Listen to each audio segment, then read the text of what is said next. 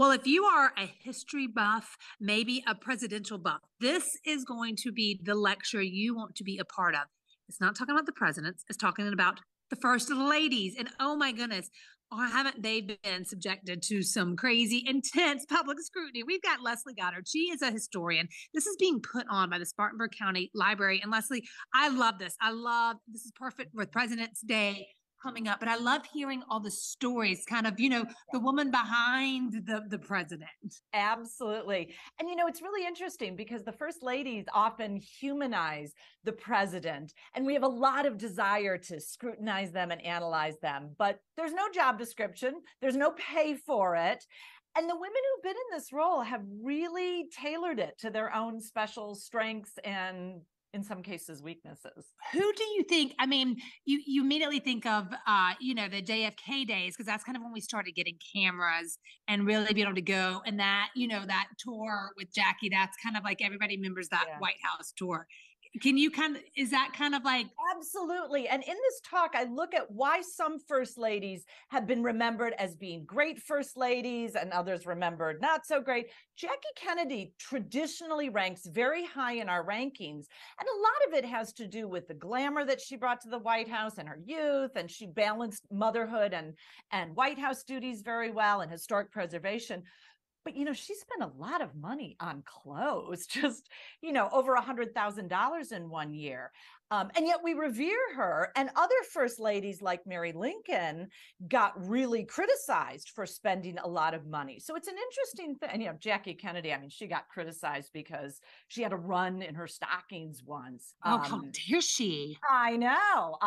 That's the kind of scrutiny that you're under. But when we look at first ladies in terms of why are they so revered, in the case of Jackie, a lot of it had to do with that youth and glamour and how we remember the Kennedy White House very much in those terms.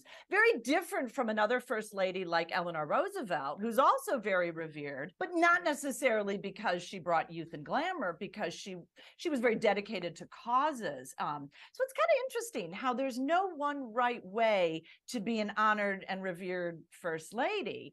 But by the same token, it's not too hard to be criticized either. Is there anyone that you've learned, like while doing this, that you were like, oh, I didn't know that about them, or oh, the public thought this, but really? Yeah, there's a couple of them. Here's a really good example. Bess Truman, who's kind of like a blank. She actually ranks very highly for being a great first lady, but part of it is because she was very private and most of her work was done behind the scenes. People didn't see her, but she was actually a very trusted and respected partner to Harry Truman and kind of humanized Harry Truman. He had a temper, but she kind of brought him down to earth.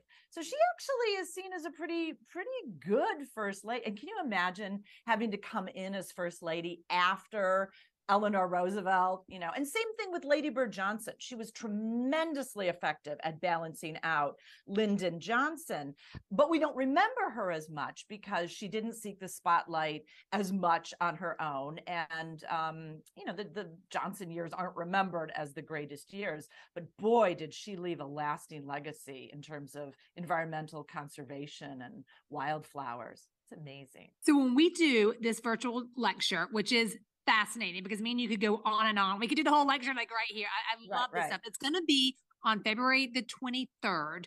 Okay. It's from 7 to 8:30. Guys, you need to register now because we're just taking 500 people for it. What is the lecture? Is it going to be like kind of like what we're doing right now? Can people ask questions? It is, absolutely. It'll have a chance for questions. I use a research study that was done ranking the best and the worst first ladies and use that to kind of explore the history. And we go in depth on about 5 or 6 of them. So you can bring your ideas about who do you think was the best first lady ever? Who do you think was the worst? Who do you think was really mediocre? And we'll be able to talk about, why do we rank some highly? There are some people who just adore first ladies like Dolly Madison, who really was an amazing. Dolly Madison used to take snuff and she would invite other guests to her house, take some snuff with me. And she's revered for this beautiful socializing and for saving the portrait of George Washington during the War of 1812. Other first ladies like Florence Harding, she used to keep a list of the names of people who snubbed her so she could avoid inviting them to the White House. Could be really a little petty. Okay, I like. It's know, like right? I kind of like it, like in a funny way, like not hearing about it, but okay. I know. And there's some great trivia. Pat Nixon was the first lady to wear pants at a public event. Can you imagine when that was a big deal? But you kind of see a real evolution in the role of first lady from the early days when there was a lot of traditional hostessing to today when there are a lot of causes that people take up. And women, first ladies, very often are known for their causes. Like, for example, Betty Ford and the work she did with awareness of her own struggles with alcohol. I actually have a great button that says Betty's husband for president.